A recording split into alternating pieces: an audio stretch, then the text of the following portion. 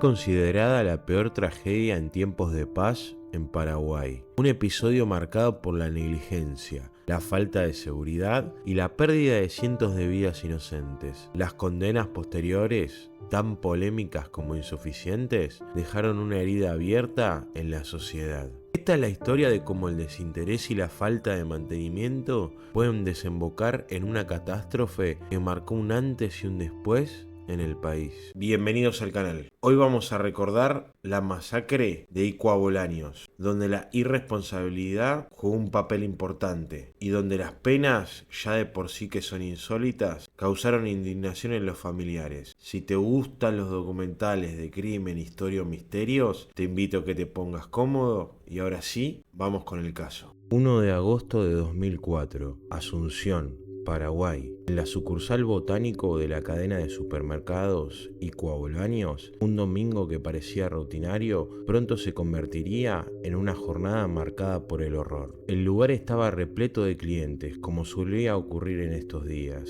Icua Bolaños había pasado de ser un simple mini super a transformarse en una poderosa cadena. El local en el que todo ocurriría había sido inaugurado el 7 de diciembre de 2001 y era considerado uno de los más modernos de la época. Más de 12.000 metros cuadrados, espacio para 1.000 personas, estacionamientos para 350 vehículos, oficinas y un restaurante. La sucursal estaba bajo la administración de la familia Paiva y la consultora Casasia Burgos Auditores. Mientras algunos hacían sus compras, otros disfrutaban del día en familia. Pero en la cocina del restaurante comenzaba algo extraño. Alrededor de las 9 de la mañana, al encenderse el fuego para preparar el asado del mediodía, surgió un primer indicio de incendio. Chispas que encendieron la grasa y carbonita acumuladas en el interior de la chimenea. El problema era aún mayor porque esa chimenea tenía una salida en forma de S, lo que retenía el calor y el humo, sobre todo en los codos. El fuego empezó a expandirse lentamente por el cielo raso, que carecía de ventilación y extractores. 1 hora y media más tarde, el contacto con los vapores de los hornos eléctricos de la panadería provocó una explosión pequeña pero mortal. Aunque no pasó desapercibida, solo fue conocida por algunos empleados. Hacia las 11:20 de la mañana, la presión del fuego dentro del cielo raso alcanzó un punto crítico. Los paneles comenzaron a desprenderse y con la entrada súbita de oxígeno, las llamas se propagaron de manera rápida y violenta en varias direcciones. La combustión alcanzó aerosoles, garrafas, cámaras frigoríficas e incluso vehículos en el estacionamiento. En cuestión de segundos, decenas de personas murieron calcinadas, atrapadas cerca de las explosiones. El local estaba lleno, entre 800 y 1.000 personas. Era domingo, muchos acababan de cobrar sus sueldos y además el país acababa de celebrar el Día del Amigo, el 30 de julio. Nada hacía presagiar que la mañana se transformaría en una pesadilla colectiva. Durante todo el caos, el recinto comenzó a llenarse de humo, lo que provocó una estampida. Personas desesperadas corrían buscando una salida, amontonándose unas sobre otras. En ese mismo instante se produjo un corte de luz, sumiendo al lugar en una oscuridad que volvió la situación aún más caótica. Cuando los asistentes llegaron a las puertas, descubrieron que éstas estaban cerradas con candado. Según las pericias, la orden habría sido impartida desde la propia administración del supermercado, con el objetivo de evitar que alguien saliera sin pagar. Aunque los dueños negaron rotundamente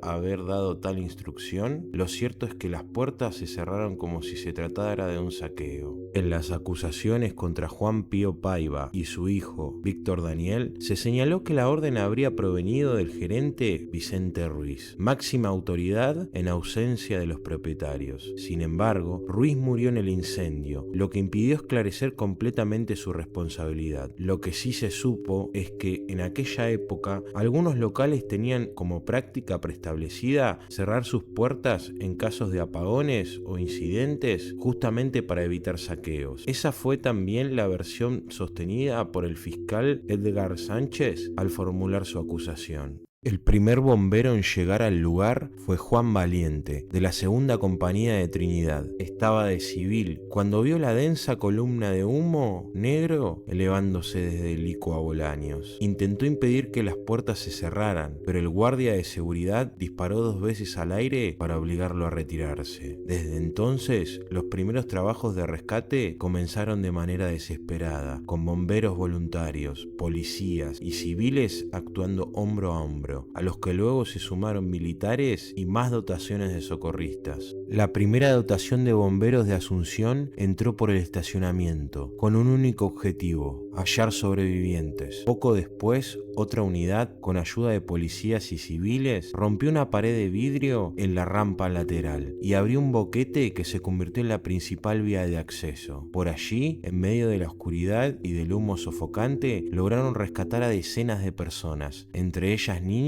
y trabajadores del supermercado. El conductor de una de las primeras unidades, Carlos Samaniego, confirmaría después que ese mismo lugar terminó siendo donde más cuerpos quedaron apilados. El bombero Eris Cabrera lo describió con crudeza: era un verdadero infierno. Los rescatistas debían abrirse paso entre decenas de cuerpos carbonizados en busca de algún signo de vida. Los restos eran trasladados a la discoteca Tropic Club, ubicada frente al supermercado, que esa tarde se convirtió en una morgue improvisada. Más tarde, los cadáveres no reconocidos fueron enviados a la antigua sede de la caballería. Las ambulancias resultaban insuficientes, por lo que muchos sobrevivientes fueron evacuados en camionetas particulares y patrullas policiales. El operativo se prolongó durante horas interminables. Para apagar las llamas se requirió la ayuda de más de 1000 bomberos, 50 vehículos, policías, militares e incluso dotaciones llegadas desde la provincia argentina de Formosa. El fuego no pudo ser controlado del todo hasta pasadas 8 horas. Mientras tanto, los hospitales de la capital colapsaban con el arribo constante de heridos. En medio del horror, también hubo milagros. Algunas personas consiguieron refugiarse en baños y depósitos, donde las duchas o el frío de los refrigeradores les dieron una oportunidad de sobrevivir. Para los bomberos, este incendio superó todos los protocolos de emergencia conocidos. Fue tan extremo que muchas decisiones debieron tomarse por instinto. Sin embargo, el entrenamiento y la experiencia resultaron claves para salvar decenas de vidas. Ningún bombero murió en la operación, aunque varios debieron ser hospitalizados por intoxicación. Y quizás algunos ya estén pensando en ciertas similitudes: el mal manejo de seguridad, el incendio, el humo, el corte de luz, la desesperación, las puertas cerradas con candado. Unos meses después, en Argentina, ocurriría una tragedia de igual magnitud, pero de eso hablaremos más adelante.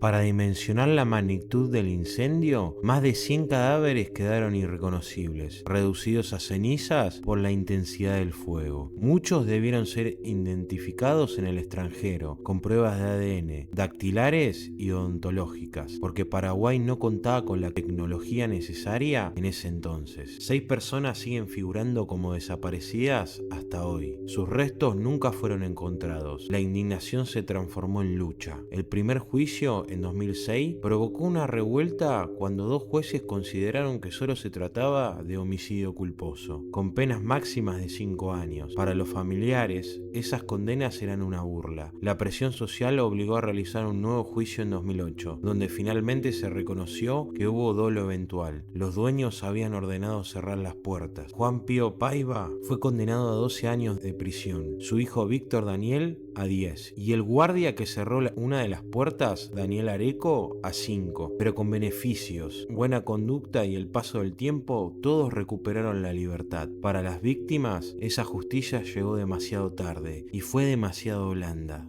La tragedia de Icua Bolaños expuso lo que ocurre cuando la ambición y la negligencia pesan más que la vida humana. Más de 360 familias quedaron marcadas para siempre. Historias como esta nos recuerdan que, aunque los responsables puedan quedar libres, la memoria de las víctimas nunca prescribe. Si te gustó el video, dale like, comentá, compartí y suscríbete para no perderte los próximos casos. Gracias por acompañarme hasta el final. Soy Lalo Cajetilla y nos vemos en el próximo video.